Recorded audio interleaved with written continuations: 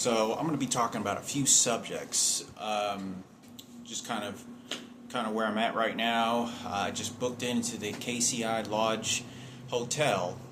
You know, always getting on a plane and just going somewhere is always fun. But living on the streets becomes very hard, especially when you're broke, because it's not fancy living. Which I'm perfectly probably fine, okay with it, because I've thought about going to foreign countries like Finland and Denmark and living off, and just sort of being really tight on budgets and just staying 2 weeks here, 3 weeks here, because I've heard of experiences where people have done this like a sort of documentary and see these sort of behavior and compassion of what humanity is, regardless of language and ethnicity, and how the communication of the world works. And it's very hard, but you have to have a lot of walking exercise, a tremendous, to get to destinations and keep health and keep always alert. Your brain, get the blood circulating to the brain, because you never know where you're at. You could be in dangerous circumstances or whatever. Running off the side of cliffs like I was. But had some brilliant ideas and thinking that it's probably very important for me to put this on video, because I think it'd be really great just to put the exposure out there, because I still believe that there's some sort of psychologist, some sort of awareness that's outside that could probably benefit off of it, at least from what my distributing thoughts of kind of what's going on. Some of it, I just don't want to go into the path of, psychic medium type shit. I just don't believe in that. It's not healthy. So, but there are circumstances where it's very questionable, where the reality of what is concrete. And, there's symptoms and impressions I get from people, and sometimes I don't. Health problems, or like I knew something was going to happen to them. Just I'd never met them. I didn't see, like I could tell by looking at them, and because you don't want to make an impression of somebody of bad, but you may look at them and you say, okay, I think this person is probably likely to have a stroke, because you can tell the physical body of their body. They never exercise. You can tell they never done that, so they're probably likely to have a stroke. Their blood vessels are probably likely to get clotted, even though they enjoy food and they're sort of alert and smart and kind of witty to whatever it is and enjoy life. Doesn't say the reality of your body is. I think that's one of the reasons why I've been able to sustain life the way that I have, was because I did so much exercise walking. And to me, in my opinion, I know I've done brutal workouts before, but I think that doing that, not just in offices or whatever, but primarily like exploring type of walking to the forest, to large destinations, and you're visually going to walking distances to places, not like miles at an office. I think it does a lot of good health, and I did not just tremendous exercise, but as a kid. So I'm building a cardiovascular that's primarily built for longevity, that likeliness for health, benefiting, even if I stopped working out at a later age. Because for those that never worked out and never gained weight, you really don't benefit, because your body's building a sort of metabolism, strength, structure as you age. So the blood vessels, and it's just you're more likely to benefit off of it. But there was a number of things that I was thinking, and that I was thinking, like I was watching the Bruce Lee movie, and it feels very beautiful to even see that with other people. And now I'm 42 years old in a couple of months, and this has been happening to me probably more and more, and it's been pretty solid for me now for like probably the last couple of years or so. And where when you watch films, especially like I watched Bruce Lee, this love, compassion, and this eureka, this magic that builds up, right? And that as when I was watching it younger, I always saw myself in them, and I saw opportunity and the birth of something that was supposed to happen, and it didn't. And so because I have no experience of that, I have zero, but I have a fantasy and imagination of that world, and like to see that with an output of even other people, because it is magic, right? And so when you're older and you start growing gray hair, you look at that film, you don't get the same impression as you did. So you live more of an imagination. Um, and your imagination has to be more imprinted into that. There's a very authenticity that, and I think of that because the movies that I make on Power Direct, they give me so much shit now tapping into my phone because I'm trying to, I want to be making videos and shit and give all these great ideas, and I'll be listening to music over and over and over, and I try to get these impressions to what's suspenseful, thriller, to emotional, to ups and downs, or a minimal, or certain types of roller coaster of feelings of expression. But there's a very authenticity to it when you're very young, because you have this, people have their own perspectives of it, but there's magic when you're young, okay? And regardless if you believe that or not, that's the way that I believe, and I think belief should stay that way. But it's not to say that life changes and there's an overall picture, and I understand that, but it's very different because that doesn't happen anymore for me. Like, it's not, and it's very magical, and it does leave residues of bitterness. It does leave bitterness residue, but it is to see that in other people is very beautiful and very blossoming, to what that relationship is. I never experienced it young, and there was a kind of, because I was watching that Bruce Lee movie, and it's brilliant, and it's a different stage of life and experiences. There's different perspectives, and I don't want to really go into more because I'm just trying to narrow this video down to not too much time. And but there was a number of things that I was thinking of, and I was thinking like I was, when I saw, I'm not trying to be nasty here. I didn't know Michaela was my sister. Obviously, she looked like a very pretty girl. But the reason I looked at her feet was because her feet looked way oversized. And I was like, and I remember just looking, I was like, you got some really oversized feet for a female. Like, they were like fucking burritos. I mean, they were like fucking Subway sandwiches. I was like, get them clown feet or some shit. Which could be, is always a symbol of health, right? You have a strong heart, you have, vascular, your body's built to be efficient for the heart.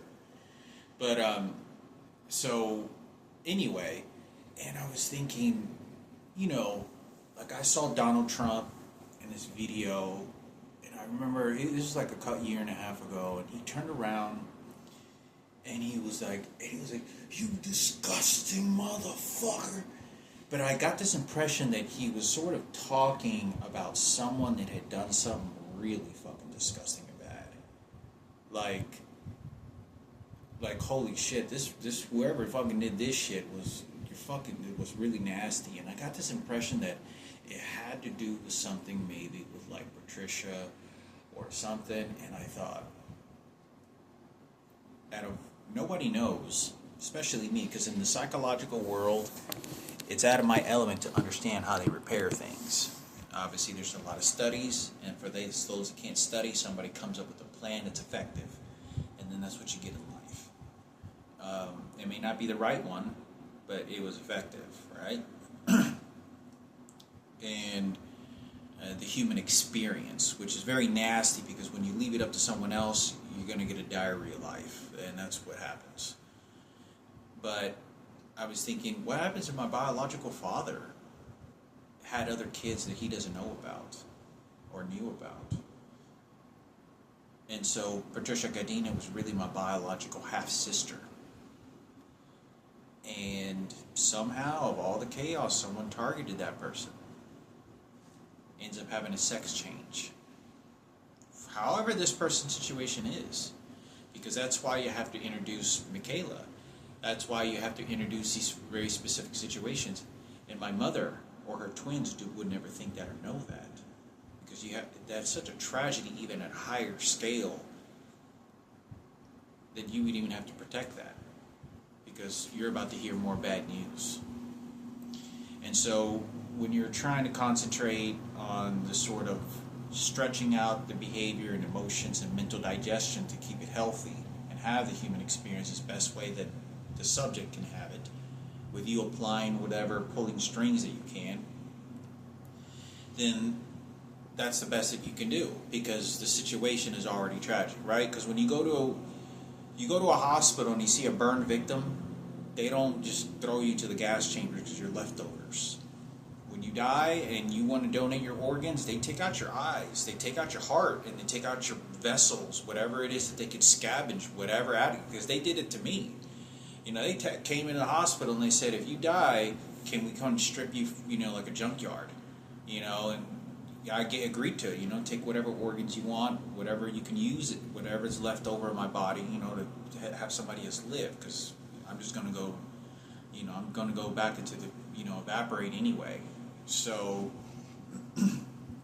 but, you know, so the concept of it is in the medical field, right, you know, is to always save that person's life, right? And there's, as a quote that I remember hearing, nothing can pierce the soul more than when the flesh gets inflicted.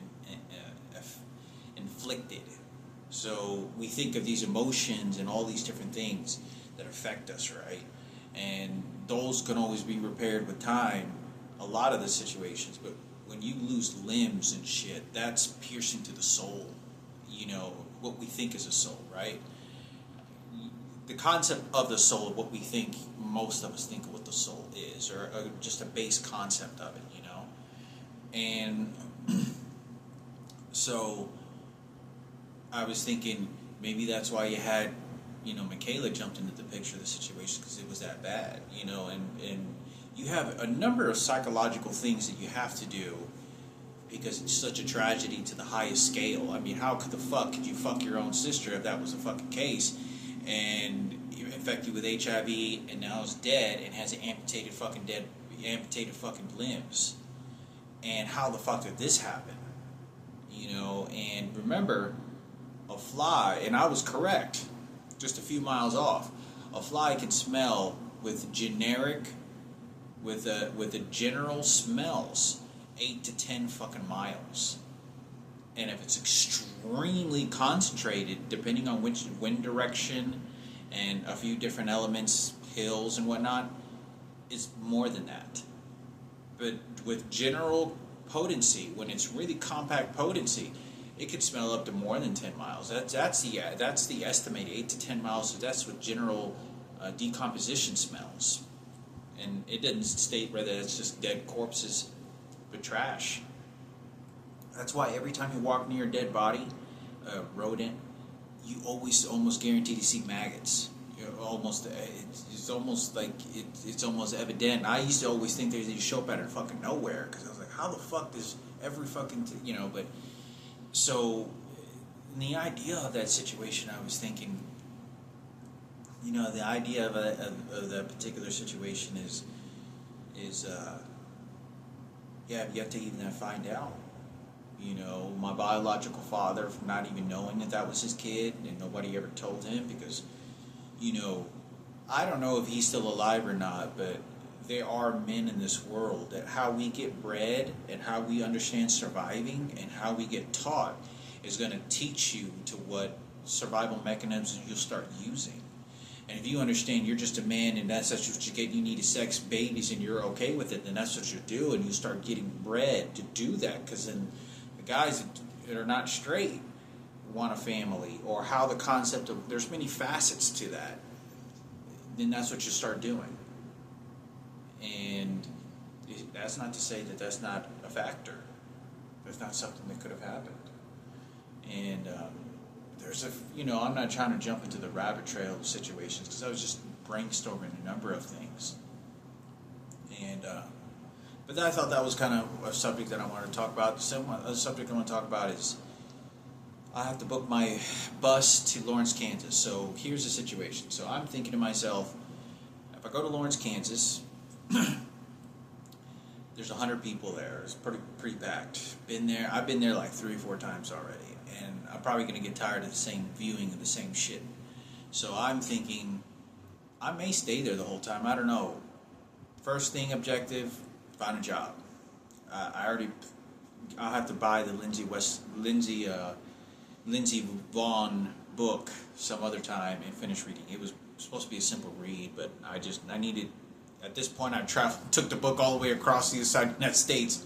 I got to focus on myself, and then job and better living situation, and rather than this whole GED situation is going to put on hold for another 7 or 8 months. I don't know, fucking know, but I have to focus on me. So other than that, time is ticking. I'm gonna get to Lawrence. Just a feel. I was really strongly thinking that I'm gonna go to Lawrence and maybe just take, depending how long I want to stay there or not, or I find a place, I may head to Oklahoma City. And I thought, because I know Ricky lives near there, or Durant, or something like that, and I thought Sarah and Ken Cooper had a house out in Oklahoma, or near Oklahoma. And there's no Kona. But anyway, Oklahoma is a state I haven't been to, and I know they had the Oklahoma bombing that happened with Timothy McVeigh many years ago, and he was a military soldier. He was all up against government. I'm not trying to stir up shit, but I know Oklahoma's a very different city. I know that there was a kid in my third grade class, Dusty Griffin's father, who actually participated in saving people's lives and did the reconstruction, like within 3 days or some shit when it happened. And, I thought, well, maybe I can go to Oklahoma City, go to a different shelter. There's a different part of the center of the state, and just kind of see what goes on there. Because at this point, I don't have any money. I got like running on $1,000, go to a shelter, and I get to see different scenery. So that's what I'm really thinking of. I think Oklahoma has some pretty good steaks. I know Omaha, Nebraska has, the legendary steak houses and stuff. Even though I'm trying to hopefully one day get back to my diet of beans and rice only. But I was thinking of that. I was thinking, because I really want to focus on my GED. Time is passing by. I do not like to be wasting time. I get very agitated because, I could be building a model ship and build some more artwork, have enough money to build the artwork, whatever the fuck's going on, but I have the time to build the artwork and get something done. Because if I have trouble finding a job, but if I have, financial situations, it's very frustrating to me because I feel like I'm just wasting time. I could be more productive. One thing I probably could be doing is I could have been studying online mathematics, but I get very agitated because I started to, for quite some time, I feel like, so much of this is being postponed out of my elements. Like, I don't know, I recently took the GED test, and I was like, what the fuck is, this didn't seem very like a generic GED test. But I feel more comfortable going to a class. I think education to go to a GED class should be available for a lot of people, and there's enough people that are more than willing to do it. I don't care what the teacher, they're what they do with their personal life, but they're just there to teach the knowledge and structures and to sort of teach the students. And I went to the online situation. I had the problem with that. I'm like, okay, so we're gonna do this, and I got to get me a small laptop that's more efficient, which is better for me to be able to start translating language on Campbell.com. I have to find a residence, and I start getting really frustrated because it's just like, I never know what the situation. I'd be broke again without any money, and it's just burning up time. So I'd rather be having some sort of enjoyment than just shitting. It's just doesn't seem valuable to me. Time is passing by, and I feel like I got so many other model ships and ideas that I want to make, and it takes a lot of work and effort, and here I'm just could be doing something else, but I'm not sure exactly what the psychologist and what state of mind they want to place me for some sort of whatever ta-da later, or new understanding. yeah, I wanted to talk about it, make another video, talk about a few different other things, and that movie was really good. It was one of my favorite films. I just liked the whole theme. They did really good on that film, and I get agitated because I'm trying to make these videos in PowerDirect and it just lags on me and it says decoder, and I get frustrated because it's like I don't think they want me to be. Whoever's controlling the situation doesn't want me to be, because maybe it's not maybe it's a mental problem. I'm not sure, or maybe it's too much. Sometimes it could be maybe an advanced knowledge that they don't want me to learn because they're doing something already prior to the videos and everything and dates that I'm watching, and so then it affects me in a way that isn't to the structure that they want me to place to my environment, because it's the ta-da later, and it's not going to work, right? Because then you get kind of placed in a state of mind. I tend to watch a tremendous amount of interviews and be very analytical about what they say, what they do, how they behave, how they react. You have other guests then touch some of the other guests that get, how do they act, how do they respond, what is really being displayed, and how much garbage is being thrown out there, and the reality of the world that's going on. Because as time passes by, there is horrific things that are going on, and there's horrific things.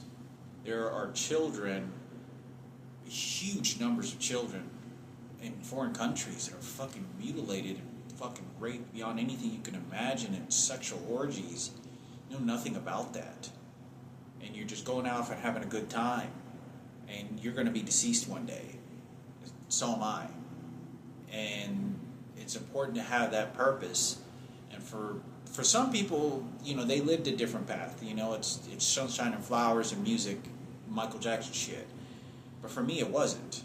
So I fear God, and I believe that there is hope. I have faith that there is something afterwards, and it's better to play that lottery ticket at the highest level that you can be to whatever situation you're in, to be best fitting, because overall it helps, right? But understanding that there's a tremendous, you have to keep things in perspective, right? Because if you live sitting down being grateful for the trees and flowers, you'll never have the roller coasters and highways and Ferraris that are even available to look at in the imagination of what other people are able to create. So I understand that part. There are people that kind of live that, but I kind of piece together all the structural situations that sort of best benefits, but it's the reality of it. There's so much, there's so much that goes into this world that is horrific, really fucking bad. Like, even if I had bad shit that happened to me, for even people that are in wheelchairs, Roman, I think he's a quadriplegic. You have different perspectives, and people that you can't do nothing for them. For people that don't understand this, there's an underground world about this. There's an underworld that people don't know about this, something that was very puzzling to me. Not puzzling, but a good brain of thought. For those that don't know, and I talk about this underworld that still exists, and it has to do with medicine and medical world. There are a lot of people in this world, and the reason I related this to is, you notice how all the Walmarts don't open up 24 hours a day anymore, or Targets, or any of these places? Well, the underworld that I talk about, there's a lot of disfigured people in this world that we never see, that have half faces for whatever tragedy. They have missing eyes, they have horrific disfigured skin that's like fucking gruesome. That they survive, they're alive, but they're shunned in public because of people stare at them. Some people, obviously you have like two human heads, twins that go public, and that's fine, but there's a huge world of people that you don't know about, and they only come out at night to go to the grocery stores, to even experience, because they get closed off to the world because they're very disfigured. They're mentally fine, but whether it's, you know, there's a world of that. There's an underworld that nobody knows about. And I remember hearing about this like 20 years ago, that nobody really sees those kinds of people. And you don't see them ever in public because they're very discreet and very hidden.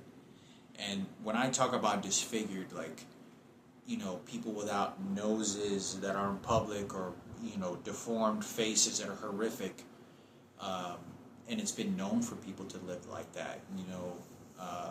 There's a number of people, and I do think of that. I was like, man, they got these Walmarts and stuff, because I know there's people like that you just don't ever see. You just don't ever see it. You see it on television. You see it in medical offices because they pay the medical bills and they're professionals. You'll see that in ERs and stuff like that. But for those that recovered and sort of live, you know, they stay very reclusive lives, very reclusive, and they're not bad people. And there's a lot of shit, you know, like, you know, but I forgot I was trying to go with this conversation. But yeah, outside was one of the subjects that I wanted to talk about, but as far as the circumstances, is, you know, there's a lot of bad shit. And I really like building these sort of, you know, religious and spiritual religious model ships. I enjoy it. I enjoy it a lot, and I have like all this stuff that I want to do. Not only don't have the money, but at least I can build the basics and structures. I have a lot of fun doing that.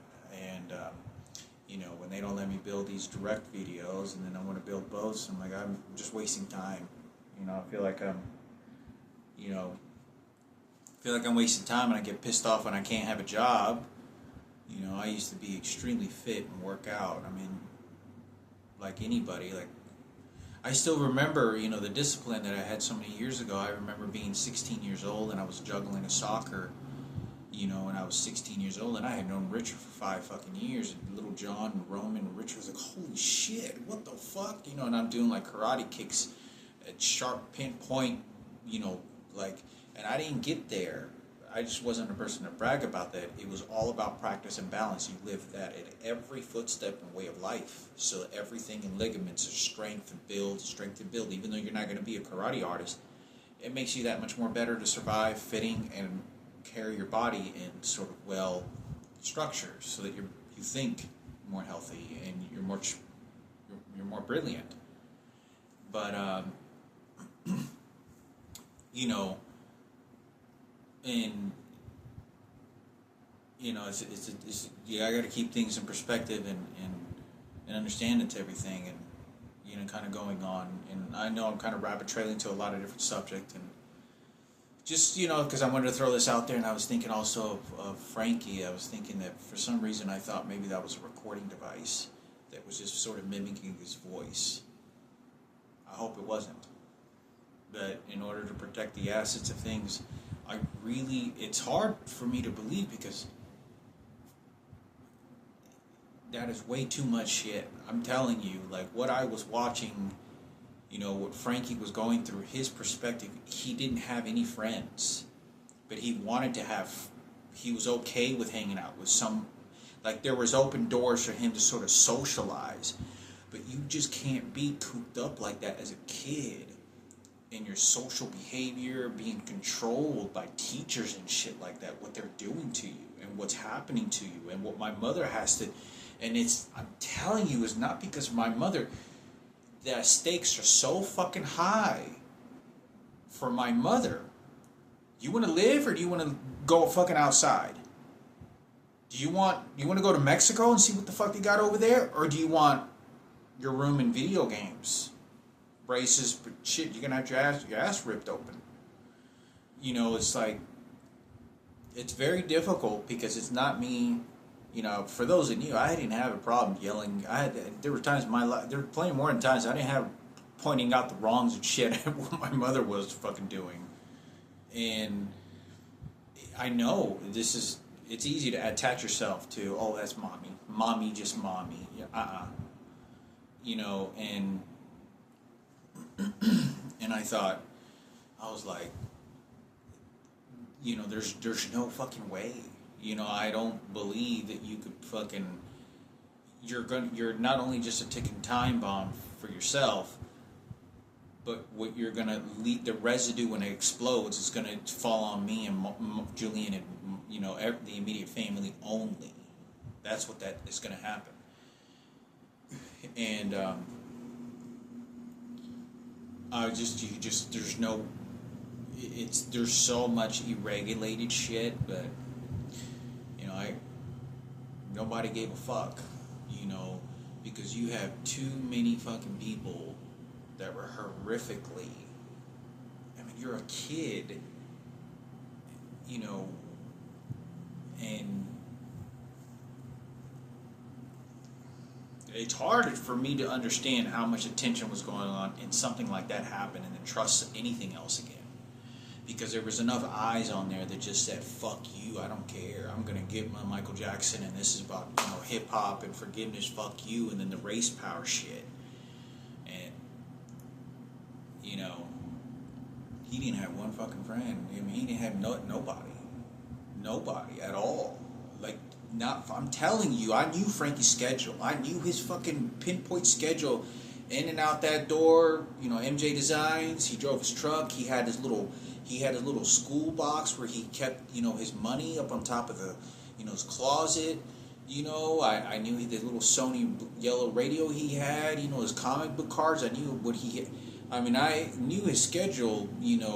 What Mickey would come by and how he would behave usual, and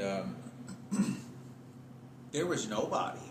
So I knew that when I was 16 years old, he'd always pick me and Robert up numbers of times over at the dollar movie. So I get stranded, and I never wanted to ask Frankie for a favor. I never did. It wasn't until Robert said, "Hey, could you ask your brother to see he'll pick us up?" Right? Oh, okay. Well, let me go ask him. Because I didn't want to bother Frankie to go ask for favors and shit. But it wasn't until a friend told me, it's like, yeah, go ask him for a favor or whatever, or ask to see if he'll pick us up. And he was really brilliant. He was not brilliant, he was just really willing to. Like, yeah, I get to go do something, and yeah, I have a purpose. Like, it looked like he had a purpose. It made him feel like he had a purpose more, which it did, right? He'd take care of Jillian. I'd leave the house, let him come outside, and I'd notice his behavior, like he seemed to be sort of happy to be coming out. Because it was a very normal routine for me to be able to watch, Jillian. I never made sure Jillian was left alone. So I knew Frankie is like, yeah, you're going to be here because I can't leave Jillian by himself, You can be here? Okay, all right, watch out Jillian. Watch out for Jillian. So, and he took care of Jillian. He'd look out after him. I'd come home, so I was so active. It wasn't such a normal routine for me doing the same sort of concentrated shit at home, only when I had to. And I had to be doing something. If I was home, I don't even think maybe just a handful of times I ever sat in front of a desk in high school or middle school one time, in my own room. Literally, I'm not lying to you. I had that desk, and not one time that I'm going to say just one handful of times, no more than I can count them all maybe on both hands. If it ever happened, I'm going to say just one hand that I ever just sat at a desk with a table, and did homework or studied a little bit in middle school or high school. I was either doing it, either after school special or at a probation meeting or some shit, but not in my own room like you see kids have, That's the first thing that my dad, when I was a kid, we went to Home Depot when I was just a little kid. I was like 4 years old. That's the first thing that my dad and my mother did for me and Frankie, is buy us a desk, school. That's the first thing. Was very important, and it was a brand new one you could get a good desk for you kids, so you can, your brain. And let us pick out the desk. I remember that as a kid, walking, being there as a kid. But anyway, I thought I'd make a video on this. I gotta go get something to eat, probably watch some TV, probably maybe brainstorm a little bit, make some other videos. But I'm feeling right now that, I'm probably gonna, pay a visit very quick and maybe feel like another city, because maybe Oklahoma City, I don't know yet, something, a bus trip in less than $100 and find a homeless shelter, because it's going to get cold, and I gotta prepare for the terrain and brutal weather in case I start to have to sleep outside. But I really like to be eating very extraordinarily healthy, but I got to cut corners at this point right now. I'm kind of disappointed because I wanted to put like $300, $400 on the Subway card. I haven't been able to do that and focus on that. And anyway, so I'm gonna go and get something to eat. I think they got a couple joints nearby, 30-minute walk or something.